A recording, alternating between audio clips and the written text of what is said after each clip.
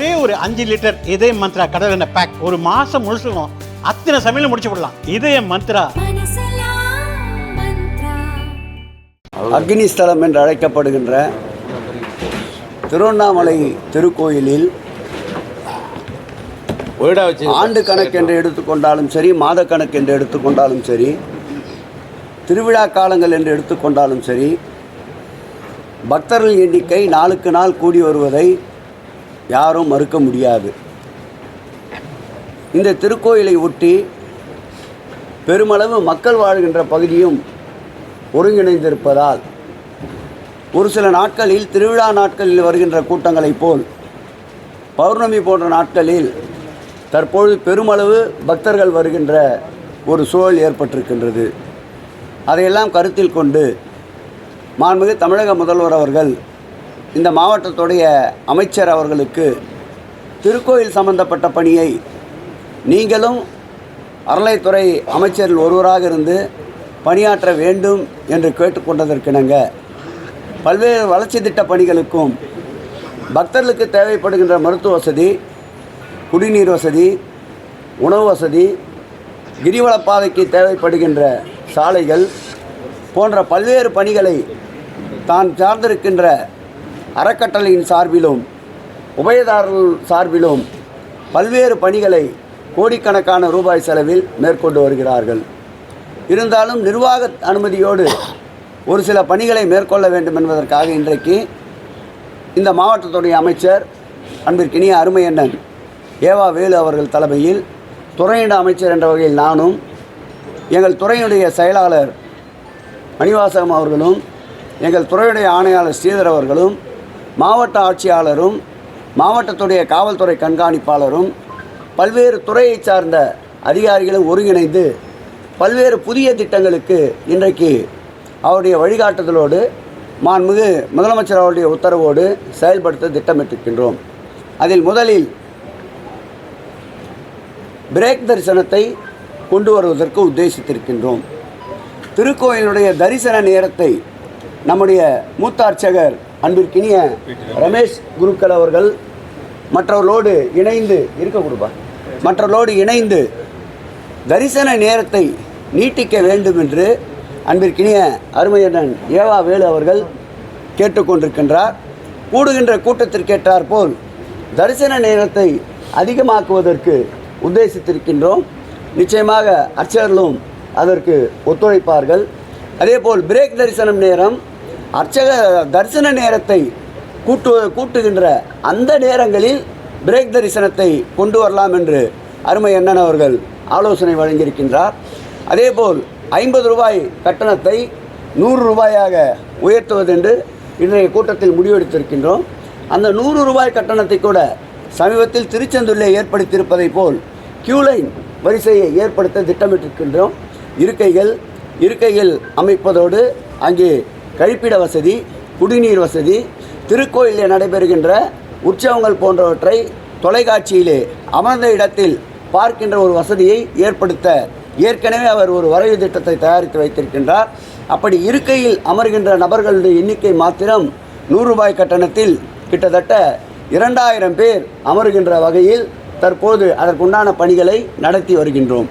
அதேபோல் பொது வரிசை முக்கியமான அந்த விளக்கேற்றி கோபுரத்தை தரிசனம் செய்கின்ற அந்த இடத்தை முழுமையாக தூய்மை பகுதியாக்கி விளக்கு ஏற்றுவதற்கு 2 இடங்களை ஒதுக்கி தந்து விளக்கு ஏற்ற அந்த இடத்தை சுத்தமாக வைத்துக் கொள்வதற்காக கூடுதல் பணியாளரை நியமிக்க சொல்லியிருக்கின்றார். அதையும் நிறைவேற்ற இருக்கின்றோம். பொது வரிசையினுடைய நீளத்தை அதிகப்படுத்த திட்டமிட்டிருக்கின்றோம். அதற்குண்டான பணிகளையும் மேற்கொள்ள இருக்கின்றோம். அதோடு திருக்கோயில் நடக்கின்ற அபிஷேகம் போன்ற நேரங்களில் காலதாமதம் ஏற்படுகின்ற பொழுது வெளிமாநிலத்திலிருந்து வருகின்ற பக்தர்களுக்கு புரிந்து கொள்வதற்காக அனைத்து இடங்களிலும் ஒலிபெருக்கியின் வாயிலாக ஒலிபெருக்கியிலே சொல்லப்படுகின்ற கருத்துக்கள் அனைத்து இடங்களிலும் ஒளிபரப்பாகின்ற சூழலில் ஒரு நல்ல சிஸ்டத்தை ஒளி அமைப்பை ஏற்படுத்த அருமை அண்ணன் அவர்கள் வழிகாட்டியிருக்கின்றார். அதையும் ஏற்படுத்த இருக்கின்றோம். கோயிலை சுற்றி அதிக இடங்களில் LED திரைகளை அமைக்க உத்தேசித்திருக்கின்றோம். திருக்கோயில் நடக்கின்ற விசேஷங்கள், திருக்கோயில் நடக்கின்ற தினந்தோறும் அபிஷேகங்களை மக்கள் எங்கிருந்தாலும் அதை பார்க்கின்ற அளவிற்கு LED வசதியை ஏற்படுத்தி தர உத்தரவிட்டிருக்கின்றார்.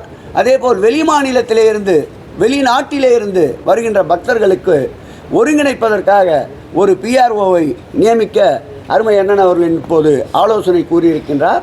அதேபோல் மக்கள் தொடர்பு அதிகாரி பொதுவாக அனைவரையும் ஒருங்கிணைக்க ஒருவரை நியமிக்க சொல்லியிருக்கின்றார்கள். வருகின்ற பக்தர்கள் ஒரு சில நேரங்களில் அதிக கட்டணம் செலுத்தி விடுதிகளில் தங்குகின்ற ஒரு சூழ்நிலையை குறைக்கின்ற நோக்கத்தோடு ஏற்கனவே இந்த ஆட்சி பொறுப்பேற்ற பிறகு நிலுவையில் இருந்த திருவண்ணாமலை பக்தர்கள் தங்கும் கூடத்தை விரைவுபடுத்தி இப்பொழுது பக்தர் பயன்பாட்டிற்கு வழங்கியிருக்கின்றோம். கூடுதலாக இன்னொரு கூடுதல் கட்டிடத்தை கட்டுவதற்கு திட்டமிடப்பட்டு நம்முடைய அண்ணன் அவர்கள் பரிந்துரையோடு முதலமைச்சர் ஒப்புதல் தந்து ஒப்பந்தங்கள் நிறைவு பெற்றிருக்கின்றது. கூடிய விரைவில் அதையும் துவங்க திட்டமிட்டிருக்கின்றோம். எந்த அளவிற்கு பக்தர் வசதியை கூட்ட முடியுமோ அந்த அளவுக்கு விரைவுபடுத்தி பக்தர் வசதியை கூட்டுவோம். இந்த திருக்கோயில் மாத்திரம்தான் நிர்வாகமும் மற்ற துறைகளும் அர்ச்சகர்களும் ஒருங்கிணைந்து வருகின்ற பக்தர்களுக்கு தேவையான அனைத்து வசதிகளையும் செய்து தருகிறோம். இன்னும் கூடுதலான வசதிகளை அதிக அளவு நாளுக்கு நாள் கூடுகின்ற பக்தர்களுக்கு எண்ணிக்கைக்கு ஏற்ப ஒரு 20 ஆண்டுகளுக்கு திட்டமிடப்பட்டு பெருந்திட்ட வரை ஒன்று அருமையண்ணன் மாவட்ட அமைச்சர் ஏவா வேலு அவர்கள் தலைமையிலே தீட்டப்பட்டு வருகின்றது. 200 கோடி ரூபாய் செலவில் அந்த பெருந்திட்ட வரைவை செயல்படுத்துவதற்குண்டான அனைத்து சாத்தியக்கூறுகளையும் ஆராய்ந்து அதற்குண்டான பணிகளையும் இந்த ஆண்டு இறுதிக்குள் துவக்குவதற்குண்டான திட்டமிடல் நடைபெற்று கொண்டிருக்கின்றது. அறங்காவலர் குழுவை பொறுத்தளவில் உயர்நீதிமன்ற 2 நீதிபதிகள் கொண்ட அமர்வு பல்வேறு வழிகாட்டுதலை வழங்கியிருக்கின்றது. அதுவும் 46(3) என்ற சட்டப்பிரிவில் இருக்கின்ற இந்த கோயிலுக்கு 10 லட்சம் ரூபாய்க்கு மேல் வருமானம் இருக்கின்ற கோயில்களுக்கு நிறைய சட்டத்திட்டங்களை வகுத்திருக்கின்றது. அந்த அறங்காவலர் குழுவுடைய காலம் தற்போதுதான் முடிவுற்றிருக்கின்றது. கடந்த முறை அறங்காவலர் குழு நியமிக்கப்பட்டதிலே சில சர்ச்சைகள் இருந்து நீதிமன்றம் வரையில் சென்றிருக்கின்றது. ஆகவே முறையாக வருகின்ற அனைத்து மனுக்களையும் பரிசித்து எவ்வளவு விரைவாக அறங்காவலர் குழுக்களை நேர்த்தியான நீதிமன்றம் வழிகாட்டி இருக்கின்ற நெறிமுறைகளுக்கு உட்பட்டு நியமிப்பதற்குண்டான முடிவினை மேற்கொள்வோம். தற்காலிக ஏற்பாட்டாக ஒரு சில நாட்களில் துறையும் இந்த மாவட்டத்துடைய அமைச்சரும் ஒருங்கிணைந்து கலந்து பேசி நிச்சயமாக முடிவெடுப்போம். இந்த அறங்காவலர் குழு நியமனம் தாமதப்படுவதால் எந்த நிர்வாகம் எந்த வகையிலும் ஸ்தம்பிக்காது என்ற உறுதியையும் உங்களுக்கு அளிக்கின்றோம். அதுவும் ஊரே யாவரும் கேளீர். உள்ளூர் மக்கள் வெளியூர் மக்கள் என்று பிரிக்காதீர்கள். இங்கே இருக்கின்ற மக்கள் நல்ல உணர்வோடு நல்ல ஒத்துமையோடு சுமூகமாக இருக்கின்றார்கள். உள்ளூர் மக்கள் எப்பொழுது வந்தாலும் தரிசனத்திற்கு அனுமதிக்கப்படுகிறார்கள். அவர்களுக்கு எந்த பாதிப்பும் இல்லாமல் பார்த்து கொள்ள வேண்டியது நிர்வாகத்துடைய பொறுப்பு, அதேபோல் அர்ச்சகருடைய பொறுப்பு. அவர்கள் சுபிட்சமாக சுகமாக இறை தரிசனத்தை செய்வதற்கு எந்த தடங்களையும் ஏற்படுத்த மாட்டோம். வார விடுமுறை நாட்கள் லீவு நாட்கள் வந்து நம்ம ஒரு குறிப்பிட்ட 4 அரசு துறை அது துறையை சேர்ந்தவங்க தங்களுக்கு கட்டுப்படுத்துவதற்காகத்தான் தற்பொழுது அனைவரையும் ஒருங்கிணைந்து ஒரு PROவை மக்கள் தொடர்பு அதிகாரியை திருக்கோயில் நியமிக்க இன்றைக்கு அருமை அண்ணன் அவர்கள் அறிவுறுத்தி இருக்கின்றார். துறையின் சார்பிலும் இந்து சமய அறநிலையத்துறை சார்பிலும் ஒரு PROவை நியமிக்கின்றோம். அதேபோல் ஒரு கூடுதல் துணை ஆணையாளரை இந்த திருக்கோயிலை பொறுத்தளவில் புதிதாக ஒரு பதவியை உருவாக்கி ஒரு கூடுதல் துணை ஆணையாளரை நியமிக்கின்றோம். இந்த கோயிலை பொறுத்தளவில் பணியிடங்கள் எதுவும் காலியாக இல்லாமல் முழுமையாக நிரப்பிட இன்றைக்கு நம்முடைய துறையுடைய செயலாளர் ஆணையாளர் அவர்களுக்கு அறிவுறுத்தியிருக்கின்றார். ஆகவே இந்த திருக்கோயிலுக்கு தேவையான அளவிற்கு பணியாளர் நியமிக்கப்படுவார்கள். கூடுதல் பணியாளரையும் நானும் எங்கள் மாவட்டத்துடைய அமைச்சர் அருமையண்ணன் ஏவா வேலு அவர்களும் முதல்வரின் கவனத்திற்கு கொண்டு சென்று அதற்கும் அனுமதி வாங்குவோம். மேலும் திருக்கோயிலுக்கு தற்போது கட்டப்படுகின்ற கியூலைன் காம்ப்ளெக்ஸ் அதேபோல் வரிசையினுடைய நீளத்தை அதிகப்படுத்துகின்ற பொழுது தேவைப்படுகின்ற பணியாளர்களையும் பணியிடங்களையும் நிரப்புவதற்கு அருமையண்ணன் ஏவா வேலு அவர்கள் வழிகாட்டியிருக்கின்றார். அதையும் முறைப்படுத்துவோம். ஒரு 3 மாத காலத்திற்குள் இன்றைக்கு பக்தர்கள் இருக்கின்ற பல்வேறு சிரமங்கள் நிவர்த்தி செய்வோம் என்ற உறுதியை தெரிவித்துக் கொள்கிறோம். செல்போன்களை ஒரு கட்டுப்பாட்டிற்கு கொண்டு வர முடிவு செய்திருக்கின்றோம். இதை சொல்ல வேண்டாம் என்று நினைத்தோம்.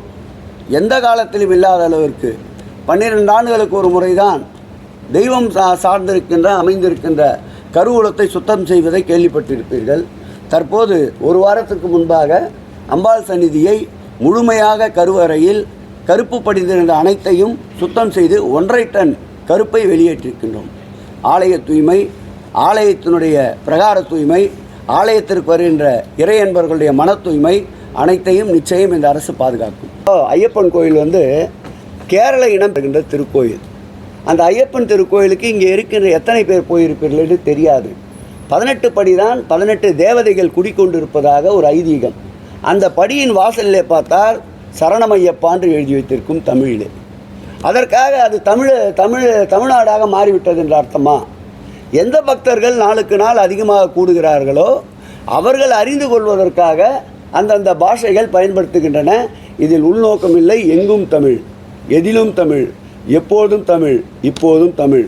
இதுதான் திராவிட மாடல் ஆட்சியுடைய நாயகன், எங்கள் உயிரினும் மேலான அன்பு தலைவர் தளபதி அவருடைய கொள்கை.